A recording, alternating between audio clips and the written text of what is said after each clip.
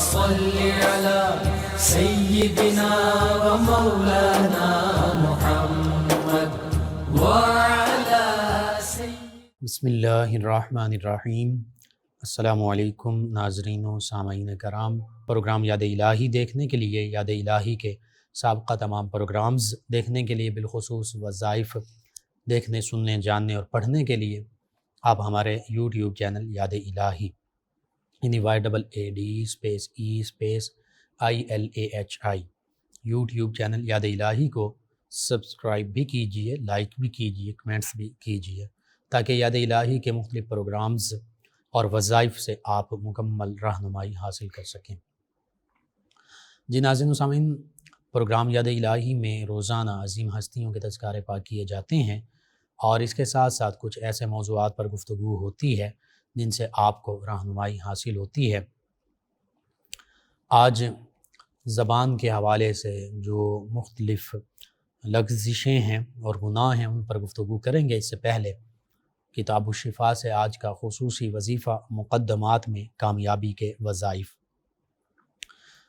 اگر کوئی شخص کسی سخت مقدمے میں گرفتار ہو اور بظاہر بری ہونے کی کوئی امید نہ ہو تو یہ درود پاک بکثرت پڑھے، انشاءاللہ العزیز ضرور کامیابی ہوگی۔ درود پاک، درود و سلام جو ہے وہ سماعت کر لیجئے۔ الصلاۃ والسلام علیک یا سیدی یا رسول اللہ،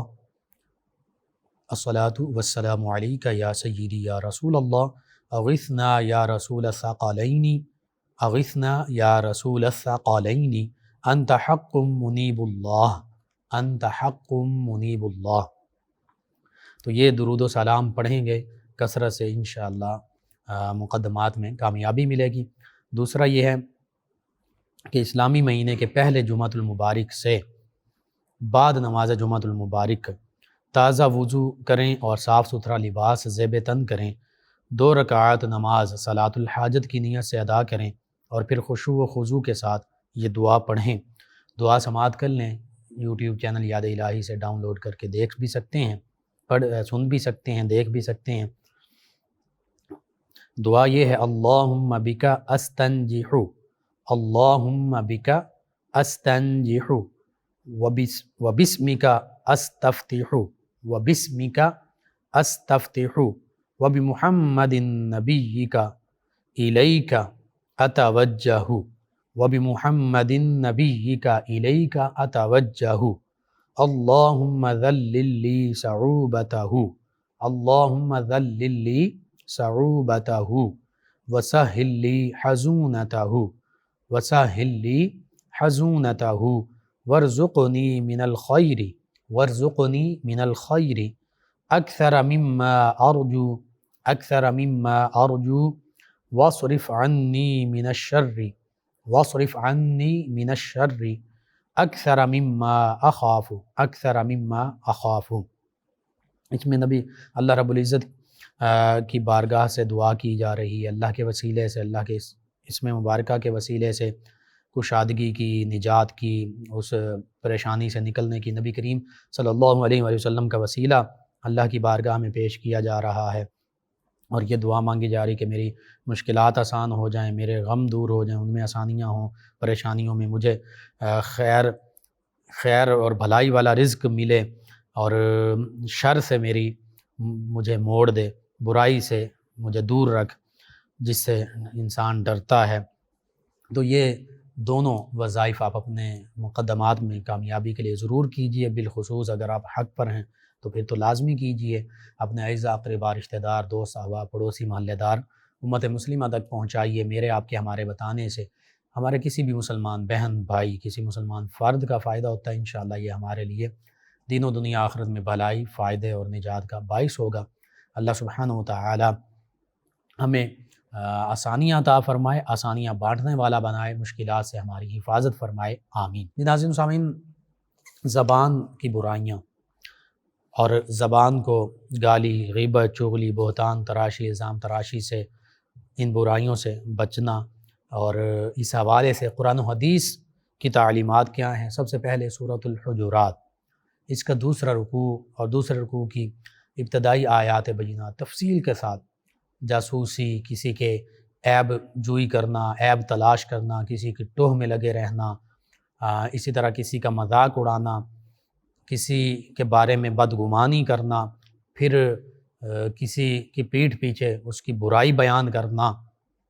اور اگر ایسی برائی جو اس میں نہ ہو تو بہتان، اور اگر ہے تو غیبت، یہ سارے حرام کام ہیں۔ قرآن مجید فرقان حمید میں بھی ان سے روکا گیا ہے۔ سورۃ الحجرات کے دوسرے رکوع کی ابتدائی آیات بینات، ان کا ترجمہ، ان کی تفصیل سے پڑھیے تو پتہ چل جاتا ہے، رونگٹے کھڑے ہو جاتے ہیں کہ اللہ رب العزت نے ان تمام کاموں کو جو بالخصوص زبان یا ہمارے دیگر افعال کی برائیاں ہیں، دیگر معاملات میں برائیاں ہیں، ان کو حرام فرمایا ہے، ان سے بچنے کا حکم دیا ہے، ان سے روکا ہے۔ اسی طرح حدیث مبارکہ میں بالخصوص نیکی کسے کہتے ہیں، اور پھر بندہ مومن کا معاملہ کیسا ہونا چاہیے اخلاق اور کردار کے حوالے سے، گفتگو اور زبان کے حوالے سے، تو امام مالک نے، امام احمد بن حنبل نے موطا امام مالک اور مسند احمد بن حنبل میں ان روایات کو نقل کیا، امام ترمذی نے بھی، دارمی نے، امام بیہقی نے۔ تو ترمذی اور ابن ماجہ میں جو حدیث مبارکہ وہ یوں ہے، نبی کریم صلی اللہ علیہ وآلہ وسلم نے ارشاد فرمایا کہ جو چیز انسان کو سب سے زیادہ جنت میں داخل کرنے والی ہے، جنت کی ضمانت دینے والی چیز، فرمایا وہ تقوی اور حسن خلق ہے، حسن اخلاق ہے، یعنی حسن خلق اور تقوی ظاہری گناہوں سے بچنا ہے، باطنی تقوی جو ہے وہ اللہ تعالیٰ کی جو نشانیاں ہیں ان کی تعظیم بجا لانا ہے، یہ دل کا تقوی ہے۔ تو تقوی بھی جنت میں لے جانے کا عمل ہے، یعنی بندے کا عقیدہ بھی درست ہو اور عمل بھی بہتر ہو، ایمان بھی بالکل کامل ہو اور عمل بھی صالح ہو، یہ پہلی چیز ہے جنت میں لے جانے والی۔ اور اس کے ساتھ ساتھ دوسری چیز حسن اخلاق، کردار، لوگوں کے ساتھ رویہ، معاملات بہتر ہوں، اچھے ہوں، تو یہ بھی جنت میں لے جانے والی چیز ہے۔ تو یہ دو چیزوں کے بارے میں فرمایا کہ تقوی اور حسن اخلاق، یہ دونوں جنت میں لے جانے والی ہیں۔ ہم بعض کا دیکھتے ہیں کہ انسان میں تقوی ہوتا ہے، بندہ مومن میں وہ نمازیں بھی پڑھ رہا ہوتا ہے، خشوع و خضوع کے ساتھ پڑھ رہا ہوتا ہے، روزے بھی رکھ رہا ہوتا ہے، حج، زکوٰۃ، دیگر معاملات بھی کر رہا ہوتا ہے، تقوی ہوتا ہے اور عقیدہ بھی درست ہوتا ہے، لیکن بعض اوقات اس کا اخلاق جو ہے، اخلاق اور کردار، دوسرے لوگوں کے ساتھ رویہ، وہ برا ہوتا ہے، کسی کو گالی دے دی، کسی کی غیبت کر دی، کسی پر الزام تراشی کر دی، بہتان لگا دیا، کسی کو برا بھلا کہہ دیا، کسی کے بارے میں بدگمانی کر دی، کسی کو سختی کے ساتھ، حقارت کی نظر کے ساتھ دیکھا، تو یہ ساری چیزیں جو ہیں، تقوی بظاہر اگر موجود ہے اور اس کے ساتھ اخلاق اور کردار نہیں ٹھیک، تو پھر دیکھ لیجئے نبی کریم صلی اللہ علیہ وآلہ وسلم نے دونوں چیزوں کا ذکر فرمایا ہے، تقوی بھی اور اخلاق بھی، یہ دونوں بہتر ہوں گے تو پھر فرمایا یہ دونوں چیزیں جنت میں لے جانے والی ہیں۔ تو یہ سمجھنے کی ضرورت ہے ہمیں۔ بعض اوقات اخلاق اور کردار بہت بہتر ہوتا ہے انسان کا، نرم رویہ اختیار کرنے والا انسان ہوتا ہے، لوگوں کے ساتھ اچھا سلوک کرتا ہے، لیکن عقیدے یا عمل کے حوالے سے اس کا تقوی، باطنی اور ظاہری تقوی، اس میں کمی بیشی ہوتی ہے۔ عقیدے کے حوالے سے تو کسی قسم کی کمی بیشی، وہ ایمان ہی اگر نہیں تو جتنے اعمال صالحہ کرتے رہیں، اچھے اعمال کرتے رہیں، ان کا کوئی فائدہ نہیں۔ عقیدے کے حوالے سے تو یوں کہہ لیجیے نو کمپرومائز، یعنی کوئی یہ نہیں کہہ سکتا کہ معاذ اللہ ثم معاذ اللہ میں بتوں کی پوجا کر لوں یا دو خدا بنا لوں یا زیادہ خدا بنا لوں اور ساتھ میں نمازیں بھی پڑھتا رہوں اور حج بھی کرتا رہوں، تو نہیں۔ جب عقیدہ ہی درست نہیں تو اس کی یہ نمازیں، روزے، حج، زکوٰۃ کسی کام کے نہیں۔ یہ ایک مثال ہے۔ اسی طرح نبی کریم صلی اللہ علیہ وآلہ وسلم کی ختم نبوت، ختم رسالت کو تسلیم نہ کرے، نبی کریم صلی اللہ علیہ وآلہ وسلم کے بارے میں اس کا عقیدہ درست نہ ہو، اس عقیدے کو نہ مانتا ہو کہ آقا کریم صلی اللہ علیہ وآلہ وسلم آخری نبی، آخری رسول ہیں، بلکہ اس کے بعد کسی بھی دجال، کذاب، جھوٹے نبوت کے مدعی کو دعویٰ کرنے والے، اس کی نبوت یا اس چاہے جس بھی معنوں میں تشریعی، غیر تشریعی، ذلی، بروزی، وہ مانتا ہو، تو پھر اس کا مطلب یہ ہوا کہ اب اس کا عقیدہ نبی کریم صلی اللہ علیہ وآلہ وسلم کے بارے میں عقیدہ اور ایمان درست نہیں، نبی کریم صلی اللہ علیہ وآلہ وسلم کی ختم نبوت، ختم رسالت پر ایمان نہیں لایا، نہیں مانتا، دل سے تسلیم نہیں کرتا، دل سے تصدیق نہیں کرتا، تو اب چاہے وہ نمازیں پڑھتا رہے، چاہے وہ حج کرتا رہے، چاہے وہ صدقات خیرات کرتا رہے، زکوٰۃ دیتا رہے، چاہے وہ جتنے بھی اچھے اخلاق والا ہے، نہ اس کی یہ ظاہری تقوی نمازیں کام آئیں گی، نہ حج، نہ صدقہ خیرات، کوئی نیکی کام نہیں آئے گی اللہ کے راستے میں بھی، اور لوگوں کے ساتھ حسن سلوک بھی اس کے کام نہیں آئے گا، کیونکہ بنیادی چیز تھی عقیدہ، جو کہ باطنی تقوی تھا۔ ذالک ومن یعظم شعائر اللہ فانھا من تقوی القلوب۔ اللہ فرماتا ہے جو اللہ کی نشانیوں کی، شعائر کی تعظیم کرتا ہے، ادب احترام بجا لاتا ہے، یہی تو دلوں کا تقوی ہے۔ اور اللہ کی سب سے بڑی نشانی اس کائنات میں اللہ کے پیارے حبیب صلی اللہ علیہ وآلہ وسلم ہیں۔ آپ کا ادب احترام، تعظیم، محبت اور آپ پر مکمل ایمان لانا یہ ضروری ہے، اس کے بغیر کوئی بھی عمل جو ہے وہ فائدہ نہیں دے گا۔ حقیقت یہ ہے کہ نبی کریم صلی اللہ علیہ وآلہ وسلم کی ختم نبوت، ختم رسالت پر ایمان لانا، یہی جیسے اللہ کی وحدانیت پر ایمان لانا ضروری ہے، ایسے اللہ کے نبی صلی اللہ علیہ وآلہ وسلم کی رسالت پر ایمان لانا ضروری ہے، اور اس طرح کہ آپ آخری نبی، آخری رسول ہیں، آپ کے بعد کسی بھی معنی میں، کسی بھی صورت میں کوئی نیا نبی نہیں، کوئی نیا رسول نہیں۔ تو یہ سمجھنے کی بات یہ ہے کہ اگر باطنی تقوی اور عقیدہ اور ایمان ہی درست نہیں ہے، اس میں کجی ہے، کمی ہے، خامی ہے، اور نظریات اور ایمان اور عقائد یہ غلط ہیں، تو پھر نہ ظاہری تقوی کام آئے گا، عبادات کام آئیں گی، نہ حسن اخلاق کام آئے گا۔ پھر آقا کریم صلی اللہ علیہ وآلہ وسلم نے اسی فرمان میں آگے یوں ارشاد فرمایا اور جو چیز انسان کو سب سے زیادہ جہنم میں لے جانے والی ہے وہ دو جوفدار چیزیں ہیں۔ فرمایا منہ جس کے اندر زبان ہے، اور شرمگاہ۔ فرمایا یہ دو چیزیں ایسی ہیں جو انسان کو سب سے زیادہ جہنم میں لے جانے والی ہیں۔ اب اس حدیث مبارکہ میں پہلے زبان کا ذکر ہے، یعنی زبان کے ساتھ بعض اوقات ہم ایسی برائیاں کرتے ہیں، ایسے معاملات کر بیٹھتے ہیں جو جہنم میں جانے کا سبب بن جاتے ہیں۔ اور دوسرا شرمگاہ، یعنی اگر ہم قرآن و سنت، اسلام، اللہ کے حبیب صلی اللہ علیہ وآلہ وسلم کے احکام کے مطابق اپنی زبان اور شرمگاہ کو استعمال نہیں کرتے بلکہ اس کے مخالف کرتے ہیں، یعنی شریعت اسلامیہ کی حدود کو پامال کرتے ہوئے زبان بھی استعمال کر رہے ہیں، زبان سے بھی گناہ کر رہے ہیں اور شرمگاہ کے ذریعے سے بھی گناہ کر رہے ہیں، تو پھر یہ دو چیزیں اللہ کے پیارے حبیب صلی اللہ علیہ وآلہ وسلم نے شاہ فرما دیا کہ یہ سب سے زیادہ جہنم میں لے جانے والی ہیں۔ اور یہ حدیث مبارکہ، یہ فرمان مبارکہ سنن ترمذی میں بھی ہے، سنن ابن ماجہ میں بھی ہے، سیاستہ کی کتب احادیث۔ اور پھر فرمایا من سمت فقد نجا، جس نے خاموشی اختیار کی اس نے نجات پائی، یعنی بجائے یہ کہ کسی کی غیبت کی جائے، کسی پر بہتان تراشی، الزام تراشی کی جائے، کسی کے بارے میں غلط کمنٹس، اور یہ جانتے ہوئے کہ یہ ایسا معاملہ غلط نہیں ہے، اسی طرح کسی کو گالی دے دی جائے، فحش گفتگو کی جائے، فحش مذاق کیا جائے،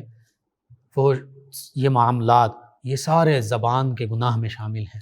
تو اس سے بہتر یہ کہ خاموشی اختیار کی جائے۔ تو جو خاموشی اختیار کرے گا وہ نجات پائے گا۔ ہاں، خاموشی سے افضل عمل کیا؟ خاموشی سے افضل عمل اللہ کا ذکر کرنا، خاموشی سے افضل عمل اخلاص اور اللہ کی رضا چاہتے ہوئے کوئی نیک بات کرنا ہے، نیکی کا حکم دینا ہے، اچھی گفتگو کرنا ہے۔ لیکن اگر اچھی گفتگو نہیں کر سکتے، قرآن حدیث کے مطابق بات نہیں کر سکتے، تو پھر خاموش رہنا چاہیے، بجائے یہ کہ فحش گفتگو کی جائے، کسی پر الزام بہتان لگایا جائے، کسی کی غیبت کی جائے، کسی کے بارے میں بدگمانی کا اظہار کیا جائے۔ اسی طرح آقا کریم صلی اللہ علیہ وآلہ وسلم نے یہ بھی ارشاد فرمایا تھا کہ آدمی کے اسلام کی اچھائی میں سے یہ ہے کہ وہ ہر لا یعنی چیز جو ہے اس کو چھوڑ دے، یعنی جو بیکار چیز ہے، جس کا کوئی فائدہ نہیں، جس کا نقصان ہے، اس میں نہ پڑے، اور فرمایا کہ زبان اور دل اور جوارح کو بیکار باتوں کی طرف متوجہ نہ کرے۔ اب یہ بڑی اہم بات ہے، بندہ مومن کی زبان وہ بھی بیکار گفتگو میں شامل نہ ہو، نہ کوئی ایسی گفتگو ہو جو فحاشی کے زمرے میں آتی ہو، جو بری گفتگو ہو، نہ ایسی گفتگو ہو جس میں گالی گلوچ ہو، نہ ایسی گفتگو ہو جس میں سخت کلامی ہو، ترش لہجہ ہو، نہ ایسی گفتگو ہو جس میں کسی کی غیبت ہو، نہ ایسی گفتگو ہو جس میں کسی کے پر الزام ہو، نہ ایسی گفتگو ہو جس میں کسی کے بارے میں بدگمانی کی جائے، نہ ایسی گفتگو ہو جس میں کسی کی جاسوسی کا اظہار ہوتا ہے، اس کے عیبوں کی بے پردگی ہو، عیب پوشی کی جائے، نہ کہ عیب پھیلائے جائیں۔ تو زبان کا بھی فرما دیا کہ لا یعنی کاموں سے رک جائے، یعنی گفتگو احتیاط سے کرے انسان، اگر تو اچھی گفتگو کر سکتا ہے بہت اچھی بات، ورنہ خاموش رہے، بری بات زبان پر مت لائے۔ پھر دل کو بھی لا یعنی کاموں سے روک دے، یعنی بعض اوقات دل اور دماغ اس کا کنیکشن جو ہے، بعض اوقات بری سوچ انسان سوچ رہا ہوتا ہے، دل میں بغض کینہ حسد بھرا ہوا ہوتا ہے، اس کو دل سے نکال دے، برے خیالات نکال دے۔ اور جوارح، انسان کے جسم کے تمام اعضاء، ان کو بھی لا یعنی کاموں سے روک دینا فرمایا، یہ بھی اسلام کی خوبی ہے، آدمی کے اسلام کی، بندہ مومن کے اسلام کی خوبی ہے۔ جوارح یعنی ہاتھ برائی کی طرف نہ جائیں، پاؤں برائی کی طرف نہ جائیں، آنکھوں سے برائی نہ ہو، کانوں سے برائی نہ ہو۔ کیا مطلب؟ گناہ کی طرف چل کر نہ جائے، گناہ میں حصہ نہ ڈالے، اپنا ہاتھ نہ بٹائے، آنکھوں سے فحش چیزیں نہ دیکھے، بد نگاہی مت کرے، اسی طرح کانوں کے ساتھ کسی کی غیبت نہ سنے، فحش بات مت سنے۔ تو یہ پتہ چلا زبان کا ذکر کریں، یہ بھی جوارح میں شامل ہے، زبان کے ساتھ بھی یہی معاملات جن چیزوں کا ذکر ہوا، ان برے اعمال سے بچ جائے۔ تو پتہ چلا کہ اصل اسلام ہی یہی ہے، اور اسلام کی خوبی ہی یہی ہے، صحیح عقیدے اور اعمال صالحہ کے ساتھ کہ حسن اخلاق ہو، زبان کو، آنکھوں کو، کانوں کو، قدموں کو، ہاتھوں کو اللہ کے جو احکام ہیں ان کی تعمیل میں لگایا جائے، نہ کہ اللہ کی نافرمانی میں لگایا جائے۔ اور جو اللہ کے احکام کی تعمیل میں اور اللہ کی یاد میں لگا دیتے ہیں اپنے دل کو، اپنی زبان کو، تو پھر وہ حدیث قدسی کے مطابق انہیں ایسے ہاتھ حاصل ہو جاتے ہیں جن میں اللہ تعالیٰ کی خاص قدرت کار فرماتے ہیں۔ حالانکہ ہر انسان کے ہاتھ میں، قدموں میں، کانوں میں، آنکھوں میں اللہ تعالیٰ کی دی ہوئی طاقتیں ہیں، لیکن خاص طاقتیں انہیں حاصل ہو جاتی ہیں جو اللہ کی یاد میں محو ہوتے ہیں، جو فرائض کے بعد نفلی عبادات، نوافل صرف نہیں، نوافل بھی نفلی عبادات کا حصہ ہیں، لیکن صرف نوافل نفلی عبادات نہیں ہیں۔ اگر آپ راستے سے پتھر ہٹا دیتے ہیں، کانٹا ہٹا دیتے ہیں، یہ بھی نفلی عبادت ہے۔ کسی کی مدد کر دیتے ہیں، روپیہ، پیسہ، راشن، کسی بھی طریقے سے، یہ بھی نفلی عبادت ہے۔ صدقہ خیرات کر دیتے ہیں، یہ بھی نفلی عبادت ہے۔ حتیٰ کہ اپنے مسلمان بھائی کو مسکرا کر ملنا، یہ بھی صدقہ یعنی نفلی عبادت میں شامل ہے۔ تو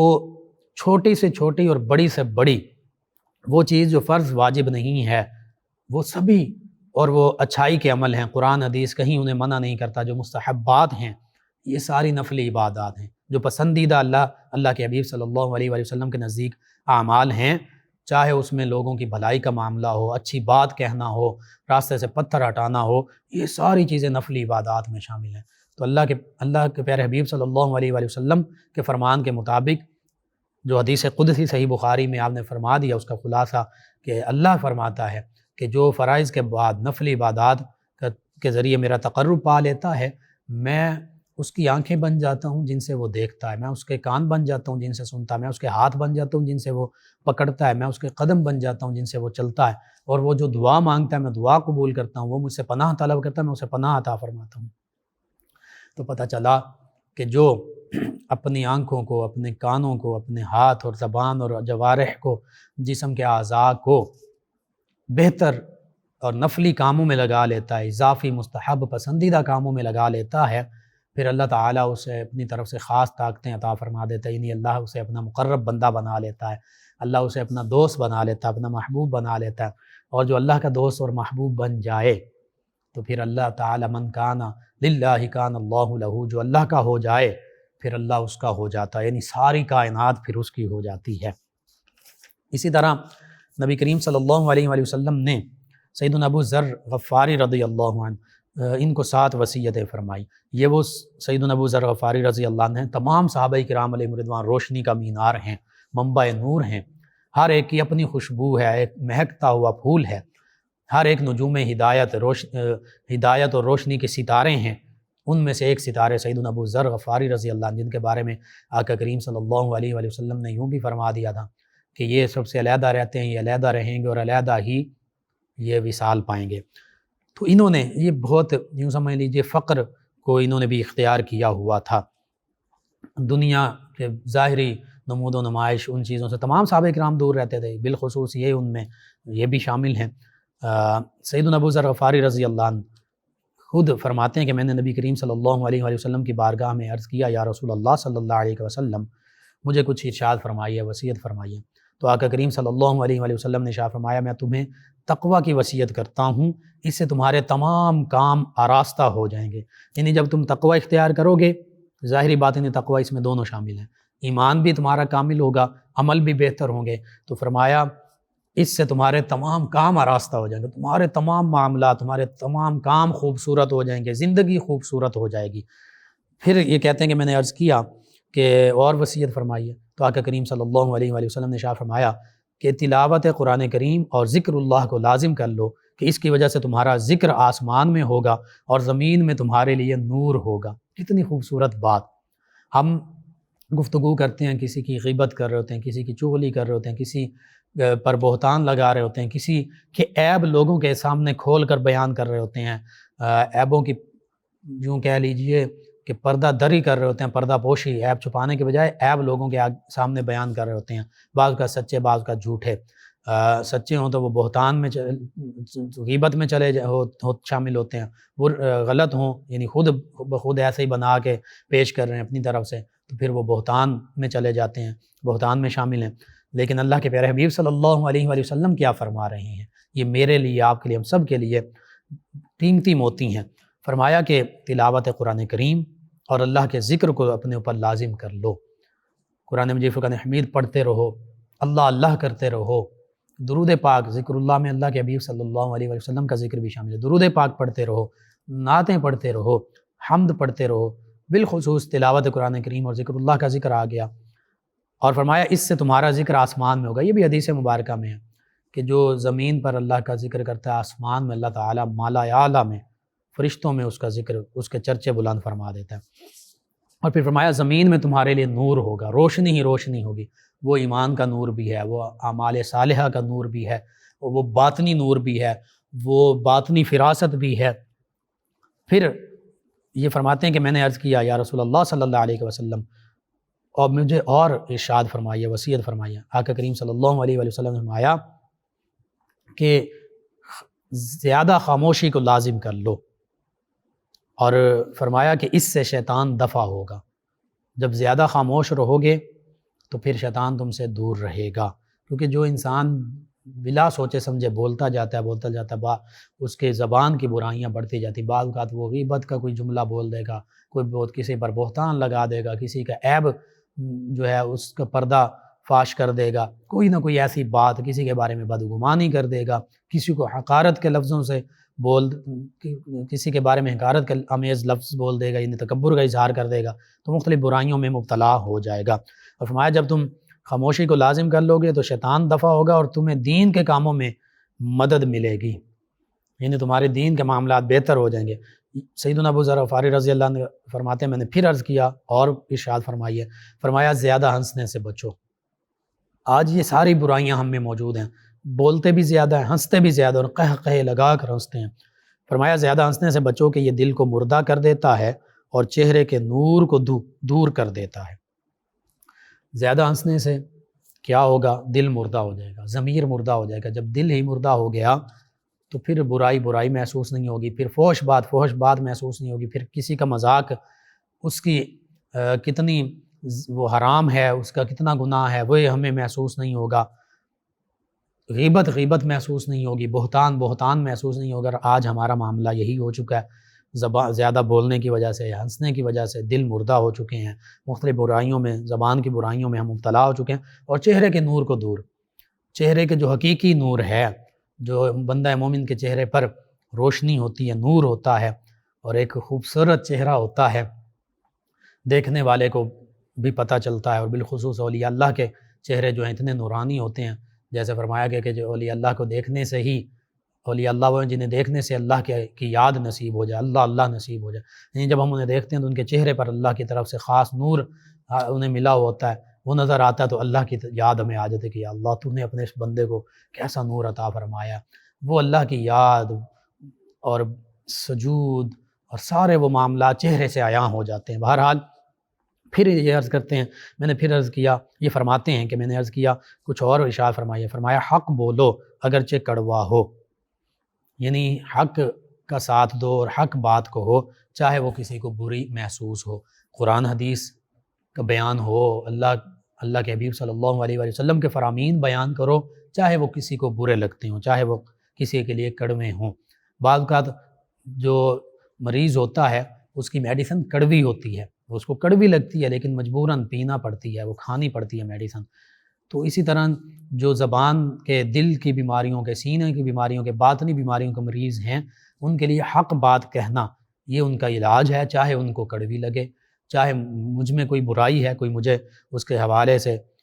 علیحدگی میں بات کرتا ہے یا پوائنٹ آؤٹ کیے بغیر بات کرتا ہے جو ایک طریقہ ہے اسلام کا، تو وہ چاہے مجھے برا لگے، میرے لیے کڑوا ہو، لیکن وہ حق بات ہے، مجھے تسلیم کرنی چاہیے، یہ سبھی کے لیے۔ اسی طرح پھر یہ فرماتے ہیں کہ میں نے عرض کیا یا رسول اللہ صلی اللہ علیہ وسلم اور وصیت فرمائیے، تو فرمایا کہ اللہ کے بارے میں ملامت کرنے والے کی ملامت سے نہ ڈرو، یعنی جب تم اللہ کے دین پر قائم ہو، حق پر قائم ہو، حق بات کہنے والے ہو اللہ کی رضا کے لیے، تو پھر اللہ کے بارے میں جب تم یہ باتیں کر رہے ہو، اللہ کی رضا کی خاطر کر رہے ہو، حق بات کر رہے ہو، تو پھر کوئی تمہیں ملامت کرتا رہے، کچھ بھی کہتا رہے، تو اس کی ملامت سے مت ڈرو۔ کہتے ہیں، فرماتے ہیں کہ میں نے پھر عرض کیا یا رسول اللہ علیہ وسلم مزید وصیت فرمایا، تو فرمایا تم کو دوسرے لوگوں سے روکے وہ چیز جو تم اپنے نفس سے جانتے ہو، یعنی جو اپنے عیوب کی طرف نظر رکھے گا دوسروں کے عیوب میں نہیں پڑے گا، اور کام کی بات یہ کہ اپنے عیب پر نظر کی جائے تاکہ اس کے زائل کرنے کی کوشش کی جائے۔ فرمایا کہ جو چیز دوسروں لوگوں سے تمہیں روکتی ہے اور وہ چیز تم اپنے نفس سے جانتے ہو،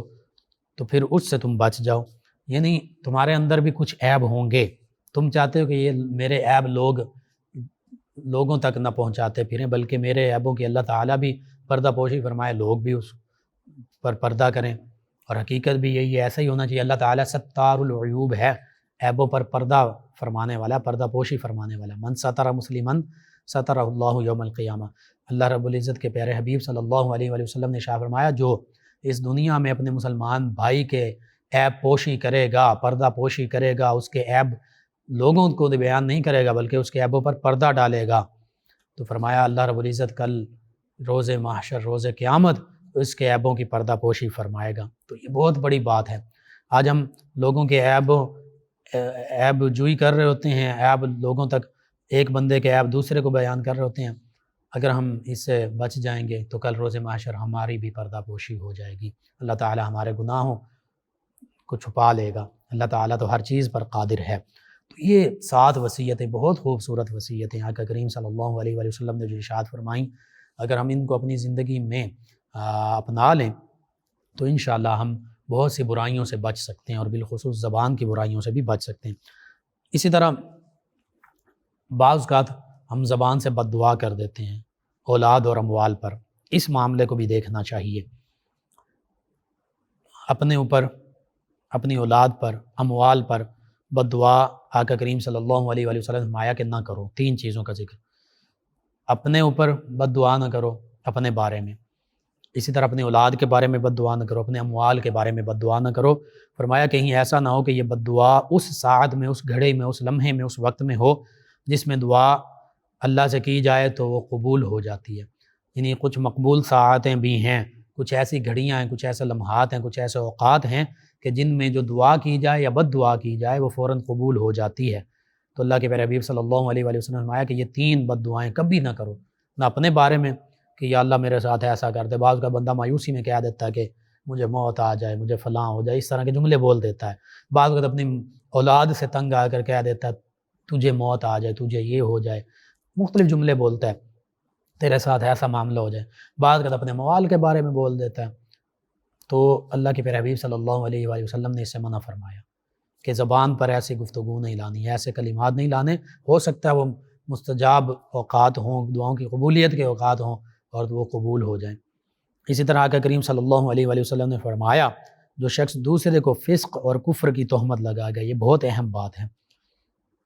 بلا وجہ اگلے بندے میں فسق بھی نہیں ہے، گناہ بھی نہیں ہے اور کفر بھی نہیں ہے، تو فرمایا جو دوسرے شخص کو فسق اور کفر کی تہمت لگائے، اور وہ دوسرا شخص جس پر گناہ اور کفر کی تہمت لگائی جا رہی ہے، تہمت کہتے ہی اسی کو ہیں جو اگلے میں معاملہ نہ ہو، بہتان اور تہمت اور جھوٹا اس پر الزام لگا دیا جائے، فرمایا اور وہ ایسا نہ ہو جس پر فسق اور کفر کی تہمت لگائی جا رہی ہے، تو فرمایا یہ فسق اور کفر اس کہنے والے پر لوٹ آئے گا۔ اس کا سادہ انداز میں یوں سمجھیے کہ کسی مسلمان کو اور اس کا عقیدہ بھی درست ہے، عقیدہ درست ہونے کے باوجود اس کو کافر کہہ دینا اور وہ کافر نہیں ہے، تو فرمایا یہ کفر اس کہنے والے پر لوٹ آئے گا، یہ کافر ہو جائے گا۔ اور اسی طرح فسق، ایک بندہ نیک ہے، شریف ہے، اچھے اعمال ہیں، لیکن لوگ اس کے بارے میں برا بھلا کہنے لگ پڑیں کہ نہیں نہیں یہ تو فلاں فلاں ہے، یہ بڑے گناہوں میں مبتلا ہے، اور دیکھا بھی نہ ہو ایسے ہی کہہ دیں، تو پھر یہ فسق بھی اس کی طرف لوٹ آئے گا۔ ہاں یہ ہے کہ حقیقت میں کوئی کافر ہے، جیسے اب کوئی ختم نبوت اور ختم رسالت کو نہیں مانتا، یا کوئی حقیقت میں بتوں کی پوجا کر رہا ہے، درخت کو خدا بنا لیا، آگ کو خدا بنا لیا، تو پھر ایسے شخص کو جو واضح ہے اس کے بارے میں ہم یہ نہیں کہیں گے کہ یہ مسلمان ہے، بلکہ اس کا کفر جو ہے، جس کا کفر واضح ہے، بالکل واضح، اس کے کفر کا ہم بالکل اقرار کریں گے۔ کافر کو کافر کہیں گے، مسلمان کو مسلمان کہیں گے، لیکن مسلمان کو کافر نہیں کہہ سکتے، کافر کو مسلمان نہیں کہہ سکتے۔ اسی طرح آقا کریم صلی اللہ علیہ وآلہ وسلم نے فرمایا، دو شخص گالی گلوچ کرنے والے، انہوں نے جو کچھ کہا سب کا وبال اس کے ذمہ ہے جس نے شروع کیا ہے، جب تک مظلوم تجاوز نہ کرے، یعنی جتنا پہلے نے کہا اس سے زیادہ نہ کہے۔ یہ ایک یوں سمجھ لیجئے کہ دو لوگ ہیں، ایک نے پہل کی گالی گلوچ میں، کوئی غلط بات کہنے میں، لڑائی میں، تو اس کے برابری تک اگر کہے تو یہ چلیں جی ایک برابری کا کہ جی اس نے اتنا کہا تو میں نے بھی اتنا کہہ دیا۔ آگے فرماتے جب تک مظلوم تجاوز نہ کرے، یعنی جتنا پہلے نے کہا اس سے زیادہ نہ کہے۔ اتنی یہ ایک اجازت ہے، لیکن یہ ضروری نہیں کہ اگر اس نے برا بھلا کہا ہے تو یہ بھی برا بھلا کہتا رہے۔ بہتر یہی ہے، اسلام کی خوبی یہی ہے کہ یہ رک جائے، یہ اس کو برا بھلا نہ کہے، یہ زیادہ بہتر ہے۔ لیکن اگر ہمارے مجبوری اب اس کے بارے میں میں وہ بات کہنا چاہوں گا، غالباً سیدنا علی المرتضیٰ کرم اللہ وجہہ الکریم نے فرمایا تھا کہ جو تم سے تکبر سے پیش آئے اس سے زیادہ تکبر سے پیش آئے۔ ایک شخص جانتا ہے کہ ایک شخص ایسا ہے کہ جو لوگوں کو سلام نہیں کرتا تکبر کی وجہ سے،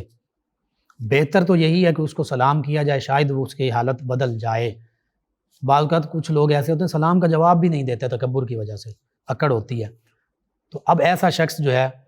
اس کو ساتھ نرمی محبت کے ساتھ سب کچھ سمجھایا جائے، لیکن سب کچھ سمجھانے کے باوجود، اچھا رویہ رکھنے کے باوجود بھی وہ تکبر سے پیش آ رہا ہے، تو پھر ایسے شخص کے ساتھ تکبر کا معاملہ کیا جا سکتا ہے۔ یعنی اگر وہ تکبر کی وجہ سے سلام نہیں کرتا تو آپ بھی اس کو چھوڑ دیں، سلام نہ کریں۔ یہ سیدنا علی المرتضیٰ کرم اللہ وجہہ الکریم کا فرمان کے مطابق یہ معاملہ ہے، لیکن یہ عام حالات میں نہیں ہے، یہ خاص کچھ کنڈیشنز ہیں۔ جیسے نبی کریم صلی اللہ علیہ وآلہ وسلم صحابہ کرام علیہم رضوان جب پہلے عمرے کے لیے تشریف لے گئے مکہ المکرمہ، تو کفار کہنے لگے یہ کیا طواف کریں گے، معاذ اللہ ثم معاذ اللہ، یہ تو بالکل سوکھے ہوئے ہیں، کمزور ہیں ان کے جسم اور بدن۔ تو آقا کریم صلی اللہ علیہ وآلہ وسلم نے فرمایا کہ رمل کرو، یعنی پہلے 3 چکر غالباً جو ہیں ان کو اکڑ کر چلو، طواف کرتے ہوئے اکڑ کر چلو، سینہ تان کر چلو،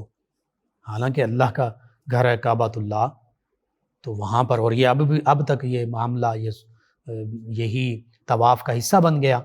کہ پہلے 3 چکروں میں رمل کرنا ہے، بالکل سینہ تان کر چلنا ہے۔ تو یہ ان کفار کو دکھانے کے لیے تھا، ان کے تکبر کے لیے تھا، ان کا تکبر توڑنے کے لیے تھا، ان کو بتانے کے لیے۔ تو یہ چند ایک خاص کنڈیشنز ہوتی ہیں، یہ عام معاملات میں نہیں، یہ خاص۔ بہرحال اسی طرح زبان کی دیگر برائیاں جو ہیں، زمانے کو ہم برا کہہ دیتے ہیں۔ نبی کریم صلی اللہ علیہ وآلہ وسلم کا صحیح بخاری صحیح مسلم میں یہ فرمان سماعت کیجیے، فرمایا کہ اللہ تعالیٰ نے فرمایا، اللہ فرماتا ہے کہ ابن آدم مجھے ایذا دیتا ہے، مجھے تکلیف پہنچاتا ہے۔ کیسے؟ کہ یہ زمانے کو برا بھلا کہتا ہے، دہر کو برا بھلا کہتا ہے۔ اللہ فرماتا ہے، اللہ کے حبیب فرماتے ہیں کہ اللہ فرماتا ہے کہ دہر تو میں ہوں، زمانہ تو میں ہوں، میرے ہاتھ میں سب کام ہے، میں نے دست قدرت میں سب کام ہے۔ اور اللہ فرماتا ہے کہ رات اور دن کو میں بدلتا ہوں، یعنی زمانے کو برا کہنا اللہ کو برا کہنا ہے، کہ زمانے میں جو کچھ ہوتا ہے وہ سب اللہ کی طرف سے ہوتا ہے۔ اس میں ایک اور بھی بڑی خاص بات ہے، جو دہری ہیں، زمانے کو ہی سب کچھ سمجھنے والے، ایک تو زمانے کو برا بھلا کہنا، بعض کا ہم کہہ دیتے ہیں برا زمانہ آ گیا، یہ زمانہ ایسا آ گیا، زمانہ نہیں، لوگ ایسے ہیں آ گئے ہیں۔ تو اللہ فرما رہا ہے زمانے کو برا بھلا نہ کہو، زمانہ میں خود ہوں، دن رات تمام معاملات اللہ کے اختیار اور قدرت میں ہیں۔ دوسری یہاں سے ایک بات یہ بھی سمجھ آتی ہے کہ جو دہریے ہیں، جو نیچرلسٹ ہیں، اس حوالے سے کہ جو نیچر کے بارے میں زمانے کو ہی کہتے ہیں سب کچھ زمانے کی وجہ سے ہے، اللہ نہیں ہے کچھ، تو بھائی جس کو تم زمانہ کہہ رہے ہو وہ اللہ ہی کی قدرت ہے، وہ اللہ کی قدرت کاملہ ہے، تو مان لینا چاہیے۔ اگر ایک چھوٹی سے چھوٹی چیز وہ بغیر کسی بنانے والے کے نہیں بن سکتی، تو یہ پورا زمانہ بھی، یہ پورا کائنات بھی، یہ بھی بنانے والے نے بنائی ہے، وہی اللہ ہے۔ اسی طرح صحیح بخاری اور صحیح مسلم میں ایک اور صحیح مسلم کا فرمان، جو صحیح مسلم میں مجھے فرمایا، جب کوئی شخص یہ کہے کہ سب لوگ ہلاک ہو گئے تو سب سے زیادہ ہلاک ہونے والا یہ ہے، یعنی جو شخص تمام لوگوں کو گناہ گار اور مستحق نار بتائے تو سب سے بڑھ کر گناہ گار وہ خود ہے۔ کہنے کا مقصد یہ ہے کہ انبیاء کرام علیہ السلام، صحابہ کرام، اہل بیت کرام، اولیاء اللہ، اور اسی طرح علماء حق، اب سبھی کو معاذ اللہ آج کے دور کی بات کریں تو اس میں اولیاء بھی شامل ہوں گے، اس میں نیک اللہ کے بندے بھی شامل ہوں گے، مومنین بھی ہوں گے، اگرچہ بد بھی ہیں، نیک بھی، ہر طرح کے ہیں، تو سبھی کو ایک ہی کیٹیگری میں ملا دینا۔ اور بعض اوقات یہ کیا جاتا ہے، بعض اوقات علماء کے خلاف جب بات کرنی ہو تو بس سب کو رگڑ دیا جاتا ہے۔ اسی طرح مسلمانوں کے خلاف کوئی بات کرنی ہو تو سب کو ایک ہی کیٹیگری میں، سب جی ایسے ہیں، سب کوئی اللہ کا ولی نہیں ہے، اور یہ سب یہ ہے اور فلاں ہے۔ بہرحال اس سے بھی بچنا چاہیے۔ اسی طرح نبی کریم صلی اللہ علیہ وآلہ وسلم فرمایا سب سے زیادہ برا قیامت کے دن اس کو پاؤ گے جو ذو الوجہین ہوگا۔ یہ بڑی بات ہے، یعنی دو رخ آدمی، دوغلا آدمی، منافق آدمی۔ فرمایا کہ ان کے پاس ایک منہ سے، یعنی کچھ لوگوں کے پاس ایک منہ سے آتا ہے اور دوسرے لوگوں کے پاس دوسرے منہ سے آتا ہے، یعنی منافقوں کی طرح کہیں کچھ کہتا ہے کہیں کچھ کہتا ہے، یہ نہیں کہ ایک ہی طرح کی بات ہر جگہ کہے۔ یہ معاملہ ہوتا ہے، بعض اوقات ایسا ہوتا ہے کہ ایک شخص میرے پاس آیا تو کچھ اور بات کرے گا، کسی دوسرے کے پاس جائے گا تو کوئی اور بات کرے گا، یا ایک شخص کے پاس جائے گا تو اس کے بارے میں کوئی اور بات کرے گا، اسی کے پاس واپس جائے گا جس کے بارے میں پہلے کے ساتھ بات کی تھی تو اس کے بارے میں اب کوئی اور بات کرے گا۔ تو یہ اس طرح کے دو رخے دوغلے آدمی، منافق آدمی، یہ اکثر لوگوں کے درمیان غلط فہمیاں پھیلاتے ہیں، لوگوں کے درمیان لڑائیاں کرواتے ہیں، مختلف طرح کی باتیں بنا کر۔ اسی طرح سیدنا حذیفہ رضی اللہ عنہ فرماتے ہیں کہ آقا کریم صلی اللہ علیہ وآلہ وسلم کو میں نے یہ فرماتے ہوئے سنا کہ جنت میں چغل خور نہیں جائے گا، غیبت کرنے والا نہیں جائے گا۔ پھر آقا کریم صلی اللہ علیہ وآلہ وسلم نے فرمایا نیک بندے کی پہچان کیا ہے؟ فرمایا کہ اللہ کے نیک بندے وہ ہیں کہ ان کے دیکھنے سے اللہ یاد آ جائے، اور فرمایا اللہ کے برے بندے وہ ہیں جو غیبت کرتے ہیں، چغلی کھاتے ہیں، دوستوں میں جدائی ڈالتے ہیں، اور جو شخص جرم سے بری ہے اس پر تکلیف ڈالنا چاہتے ہیں۔ بڑی خوبصورت بات، اللہ کے نیک بندے اولیاء اللہ وہ ہیں جن کو دیکھنے سے اللہ یاد آ جائے، اللہ کرنا نصیب ہو جائے، اور فرمایا برے بندے وہ ہیں کہ جن کی زبانوں پر چغلی، غیبتیں ہوتی ہیں، دوسروں کے بارے میں بھی برا بھلا کہہ رہے ہوتے ہیں، اور دوستوں میں وہ جدائی ڈال دیتے ہیں۔ آپس میں محبت تھی رشتہ داروں میں، دوستوں میں، تو ایسی باتیں کریں گے ایک کے بارے میں دوسرے کی طرف سے کہ اس نے یوں کہا، اس نے تمہارے بارے میں یوں کہا، دوسرے کے پاس پہلے کے بارے میں کہیں گے یوں کہا، کچھ سچ کچھ جھوٹ۔ سچ بھی ہو تو اس کو اپنے تک محدود رکھنا چاہیے، وہ ایک راز ہوتا ہے، یہ معاملات ہوتے ہیں آپس کے، اور جھوٹ ہے، سچ ہے تو غیبت، اور جھوٹ ہے تو بہتان۔ اور پھر فرمایا جو شخص جرم سے بری ہے اس پر تکلیف ڈالنا چاہتا ہے، یعنی ایک بندہ کسی جرم میں، کسی معاملے میں شامل ہی نہیں ہے، اس کو اس میں گھسیٹیں گے، اور یہ آج عدالتوں میں یہی معاملات ہوتے ہیں۔ بعض اوقات بے گناہ لوگ جو ہیں وہ سزا انہیں مل جاتی ہے، اور جو جنہوں نے کچھ جرم کیے ہوتے ہیں بعض اوقات روپیہ، پیسہ، رشوت، سفارش یا دیگر معاملات، جھوٹے مقدمات بنا کر وہ بچ جاتے ہیں۔ یہ بڑا عجیب معاملہ ہو رہا ہے، جس نے جرم کیا وہ بچ گیا، جو جرم میں شامل نہیں اس کو تکلیف دیتے ہیں، یعنی اس کو جرم میں شامل کرنے کی بات کرتے ہیں۔ اب غیبت اور بہتان کا فرق حدیث مبارکہ میں نبی کریم صلی اللہ علیہ وآلہ وسلم نے فرمایا تمہیں معلوم ہے غیبت کیا ہے؟ صحابہ کرام علیہ رضوان نے عرض کیا یا رسول اللہ صلی اللہ علیہ وسلم اللہ و رسولہ اعلم، اللہ اور اس کے رسول صلی اللہ علیہ وآلہ وسلم زیادہ جانتے ہیں، خوب جانتے ہیں۔ ارشاد فرمایا غیبت یہ ہے کہ تو اپنے بھائی کا اس چیز کے ساتھ ذکر کرے اس کی غیر موجودگی میں جو اس سے بری لگے، کسی نے عرض کیا اگر میرے بھائی میں وہ برائی موجود ہو تو پھر میں اس کے بارے میں کہوں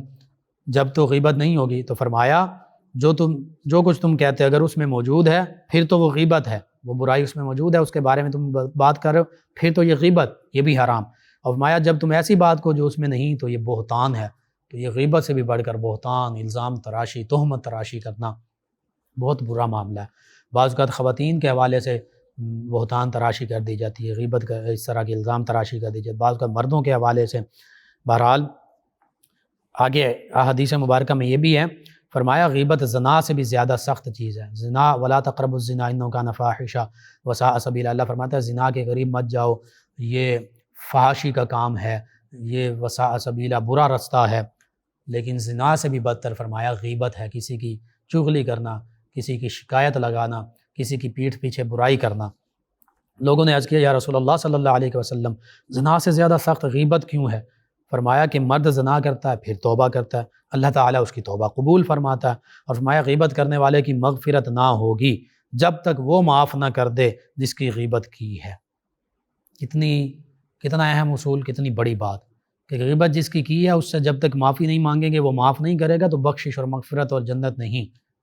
زنا جس نے کیا اگرچہ بہت بڑا گناہ ہے لیکن اگر وہ توبہ کر لے گا اللہ تعالیٰ معاف فرما دے گا۔ تو یہاں پر غیبت زنا سے بھی بدتر گناہ، سخت گناہ۔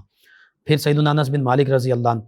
آپ فرماتے ہیں، آپ سے روایت نبی کریم صلی اللہ علیہ وسلم نے فرمایا کہ زنا کرنے والا توبہ کرتا ہے اور غیبت کرنے والے کی توبہ ہی نہیں، یعنی جب تک وہ معافی نہیں مانگے گا اس کی کوئی توبہ نہیں۔ اور اسی طرح فرمایا جس شخص کو کسی مرد مسلم کی برائی کی وجہ سے کھانے کو ملا اللہ تعالیٰ اس کو اتنا ہی جہنم سے کھلائے گا، اور جس کو مرد مسلم کی برائی کی وجہ سے، مسلمان بھائی کی برائی کی وجہ سے کپڑا پہننے کو ملا اللہ تعالیٰ اس کو جہنم کا اتنا ہی کپڑا پہنائے گا۔ یعنی کسی اپنے مسلمان بھائی کے ساتھ برا سلوک کیا یا اس کی برائی کی، اس وجہ سے کہیں کوئی چیز دوسرے شخص نے کھلا دی یا کوئی بھی صورت بن گئی کھانے پینے کی، تو یہ بھی جہنم سے اللہ تعالیٰ اتنا ہی کھلائے گا جس نے اس کو کھانے کا برائی کسی اپنے مسلمان بھائی کی برائی کر کے اس کو کھانے پینے کو ملا۔ اسی طرح پہننے کو اگر کسی کی برائی، مسلمان بھائی کی برائی کی اور اس وجہ سے پہننے کو مل گیا اس کو کچھ، بعض اوقات ایسا ہوتا تھا، اب بھی ہوتا ہے کہ بادشاہ یا کسی عہدے والے کے پاس گئے تو کسی اور شخص کی برائی غیبت کی تو پھر اس جگہ سے اس کو انعام و اکرام ملا، وہاں پہ ضیافت ہوئی، دعوت ملی، وہاں سے کوئی جیسے پہلے ہوتا تھا وہ کوئی پوشاک مل گئی، پہننے کی چیز مل گئی، تو اللہ کے پیارے حبیب صلی اللہ علیہ وآلہ وسلم بالخصوص اس حوالے سے بھی یہ سارا یعنی کرپشن کے معاملات، کسی کے بارے میں کچھ کہہ دیا اور کسی بہت یہ تفصیل میں جائیں تو اس میں کئی چیزیں ایسی آتی ہیں کہ جو آج کے ہمارے معاشرے میں چل رہی ہیں، تو ان سے بچنا چاہیے۔ اسی طرح جو اب ہم عیب لوگوں کے ڈھونڈتے ہیں اس کے بارے میں قرآن مجید فرقان میں سورۃ الحجرات میں ولا تجسسوا، فرمایا جاسوسی مت کرو کسی کی، اور ان بعد الظن اثم ولا تجسسوا، بدگمانی بھی کسی کے بارے میں مت کرو کیونکہ اکثر بدگمانی فرمایا کہ یہ تو گناہ ہے۔ اب حدیث مبارکہ سماعت کیجئے، مسند احمد بن حنبل میں، سنن نبی داؤد میں آقا کریم صلی اللہ علیہ وآلہ وسلم نے فرمایا اے وہ لوگوں جو زبان سے ایمان لائے ہو اور ایمان ان کے دلوں میں داخل نہیں ہوا، یعنی بس مسلمان ہیں مومن نہیں ہیں، اوپر سے اسلام کو قبول کیا کسی وجہ سے، کسی مفاد کی خاطر، اور فرمایا کہ ان لوگوں کے بارے میں فرمایا جو لوگ زبان سے ایمان لائے ہوئے ہیں، وہ لوگوں جو زبان سے ایمان لائے اور ایمان ان کے دلوں میں داخل نہیں ہوا، فرمایا مسلمانوں کی غیبت نہ کرو اور ان کی چھپی ہوئی باتوں کی ٹٹول نہ کرو، ان کی جاسوسی مت کرو، اس لیے کہ جو شخص اپنے مسلمان بھائی کی چھپی ہوئی چیز کی ٹٹول کرے گا، اس کے عیبوں کی تلاش میں رہے گا، اس کے معاملات کی جاسوسی کرے گا، فرمایا اللہ تعالیٰ اس کی پوشیدہ چیز کی ٹٹول کرے گا، اس کی برائیاں، اس کے معاملات، اس کے عیب، پھر اللہ تعالیٰ اللہ رب العزت سے تو کچھ بھی پوشیدہ نہیں۔ اور پھر فرمایا جس کی اللہ تعالیٰ ٹٹول کرے گا، یعنی اللہ تعالیٰ جس کے عیب ظاہر فرما دے گا، پھر اللہ تعالیٰ اس کو رسوا کر دے گا اگرچہ وہ اپنے مکان کے اندر بھی ہو۔ تو یہ بہت بڑی بات ہے، بہت بڑا گناہ ہے یہ جاسوسی کرنا، عیبوں کے پیچھے لگے رہنا، اور یہ آج ہمارے معاشرے میں چل رہا ہے۔ بعض اوقات پڑوسی کے، رشتہ دار کے، کولیگ کے، مختلف وہ ہر معاملے میں دیکھیں گے، اچھا کہاں جا رہا ہے، کہاں سے آ رہا ہے، کب جا رہا ہے، کب آ رہا ہے، کیوں جا رہا ہے، کیوں آ رہا ہے، کیسے جا رہا ہے، کیسے آ رہا ہے، وغیرہ وغیرہ، کون اس کے گھر میں آ رہا ہے، کون اس کے گھر سے جا رہا ہے۔ بجائے یہ کہ ہم اپنے مسلمان بھائی، پڑوسی، رشتہ دار، ان کے بارے میں ان کی عیبوں کی پردہ پوشی کرتے یا ان کے ساتھ اچھا معاملہ کرتے، اچھا سلوک کرتے،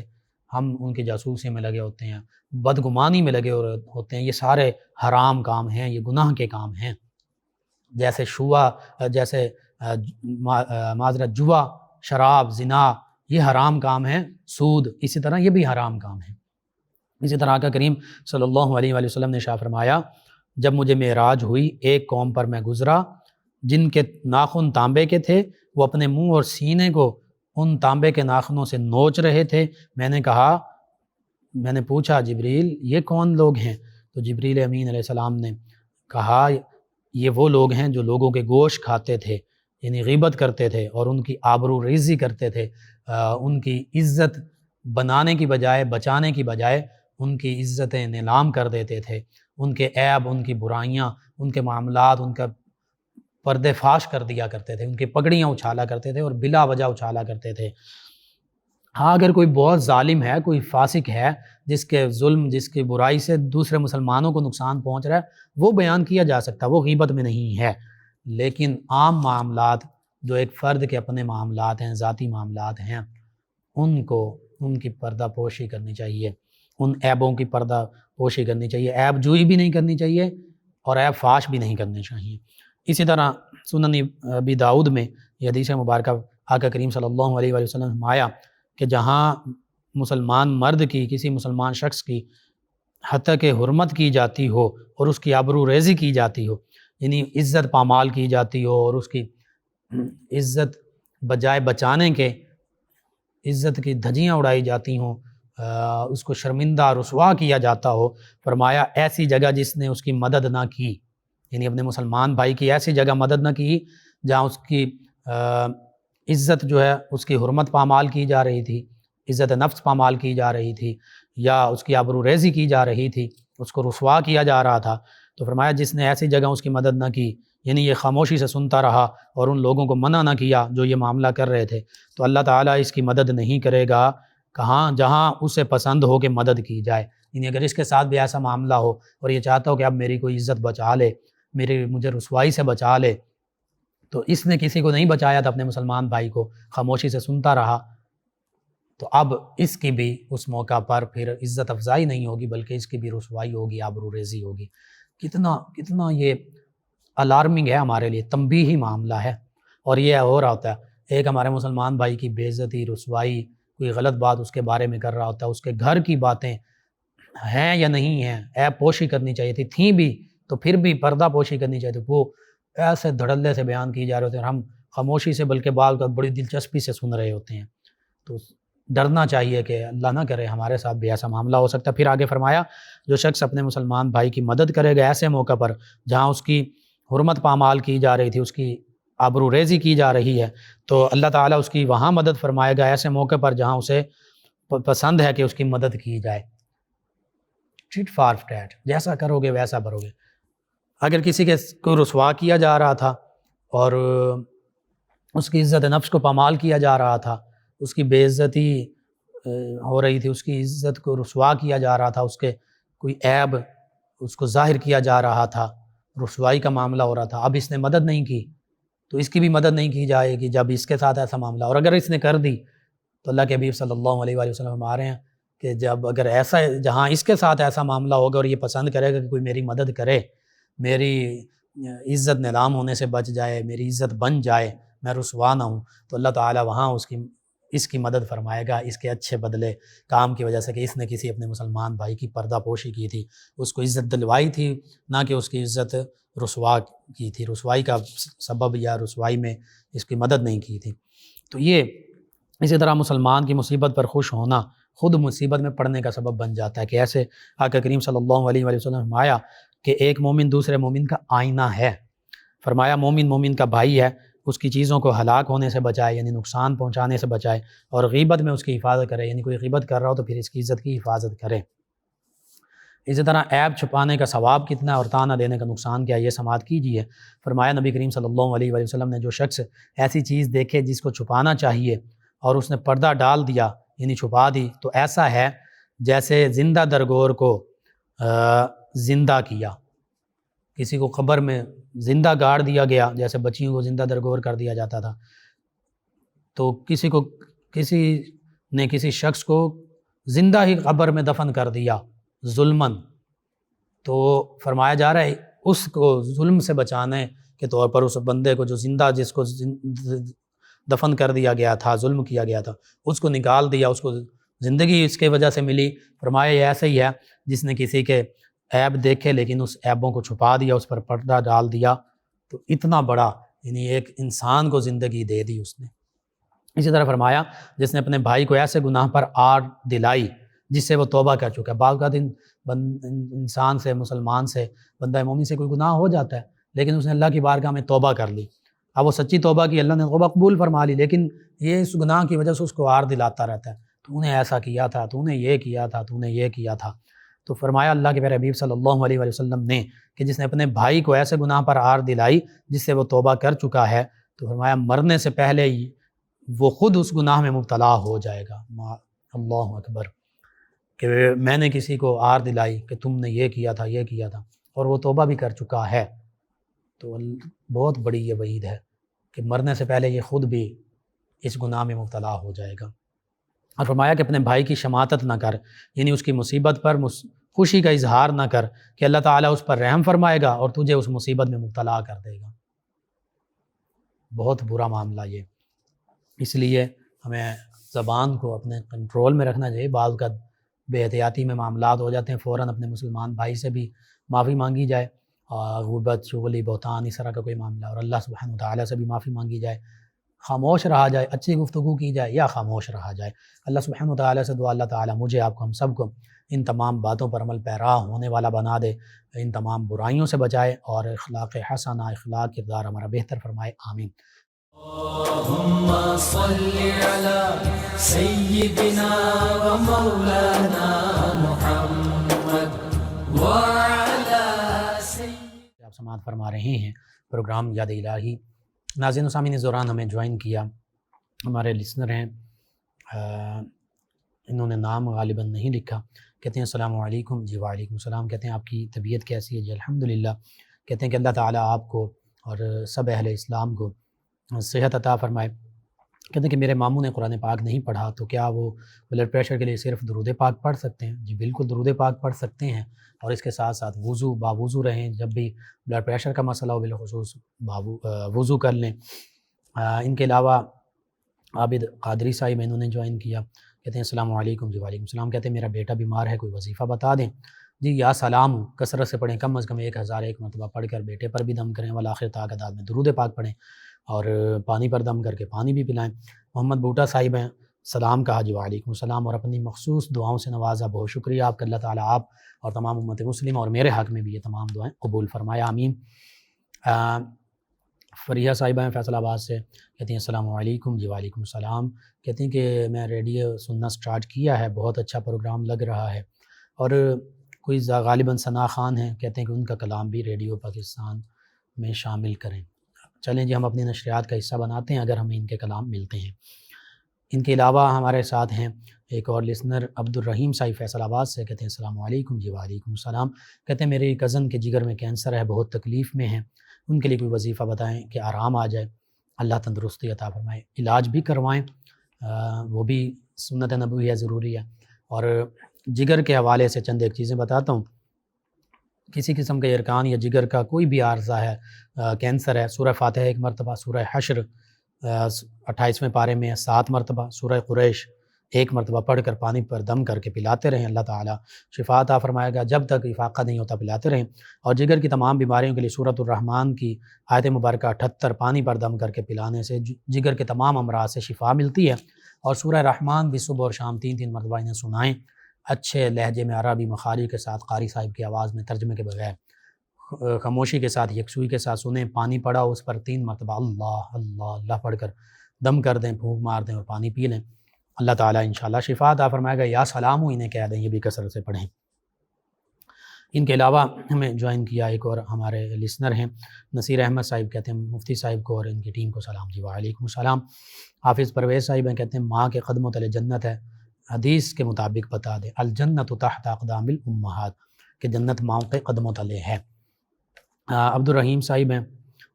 چلیں آپ کا کینسر کا میں نے وظیفہ بتا دیا۔ ایک اور لسنر ہیں، کہتے ہیں السلام علیکم بھائی جی۔ وعلیکم السلام۔ کہتے ہیں آپ نے درست فرمایا کہ ہم لوگ یہودیوں کی چال میں جلد آ جاتے ہیں، اللہ پاک ہمیں ان سے اپنی رحمت کے صدقے سے بچائے، آمین۔ چودھری مرتضیٰ صاحب ہیں یا اس طرح کچھ ان کا نام ہے، چودھری مظہر صاحب ہیں غالباً۔ چلیں جی، شکریہ آپ کا، آپ نے ہمیں جوائن کیا۔ ایک اور لسنر کہتے ہیں السلام علیکم بھائی کیسے ہیں جی۔ وعلیکم السلام، الحمدللہ۔ انہوں نے کہا آپ کا پروگرام اچھا ہوتا ہے، عمارہ ہیں فیصل آباد سے، یہ کہتے ہیں بھائی ہمیں معاشی حالات بہت ہمارے ناقص ہیں، کوئی وظیفہ بتا دیں جی۔ نماز کی، تلاوت کلام پاک کی پابندی کریں، کثرت سے پڑھیں۔ حدیث مبارکہ کے مطابق یہ ہے کہ جو اللہ کی یاد میں مشغول رہا، تلاوت کلام پاک، اللہ کی عبادت، اللہ اللہ کرنے میں، اور اسے دعا مانگنے کا وقت بھی نہ ملا، یہ میں اس کا خلاصہ عرض کر رہا ہوں، مانن بیان کر رہا ہوں مفہوماً،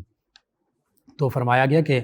اللہ تعالیٰ اسے خود غیب سے رزق عطا فرمائے گا۔ تو یہ سارے معاملات کریں، باوضو رہیں، اور یا رزاقو یا رزاقو یا مسبب الاسباب، اس کی کثرت کریں۔ جو ظاہری وسائل ہیں، آپ کے بھائی ہیں یا والد صاحب، وہ ان ظاہری جو محنت کے معاملات ہیں وہ بھی کریں، انشاءاللہ اللہ تعالیٰ بہتری فرما دے گا۔ ایک اور ہمارے لسنر ہیں عابد قادری صاحب، کہتے ہیں تاجدار ختم نبوت زندہ باد جی۔ بالکل، نبی کریم صلی اللہ علیہ وآلہ وسلم آپ تاجدار ختم نبوت ہیں، زندہ باد، اور لبیک یا رسول اللہ صلی اللہ علیہ وسلم، آپ کا شکریہ۔ ان کے ساتھ ایک اور ہمارے لسنر ہیں فیاض بھٹی صاحب، فیصل آباد سے ہی ہیں، کہتے ہیں کہ بابا جی خادم حسین رضوی ان کے بیان سنیں۔ چلیں جی، بالکل آپ کا پیغام ہم نے پہنچا دیا۔ آپ تمام ویورز، تمام لسنرز کا شکریہ، آپ ہمیں جوائن کرتے ہیں، اپنے فیڈ بیک سے آگاہ کرتے ہیں۔ ناظرین سامعین، پروگرام یاد الہی کا وقت ختم ہو جاتا ہے، انشاءاللہ کل صبح دوبارہ آپ سے ملاقات ہوگی۔ پروگرام یاد الہی میں اپنے میزبان محمد لقمان رضا اور ہماری ٹیم کو اجازت دیجیے، اللہ نگہبان۔ اللهم صل على سيدنا ومولانا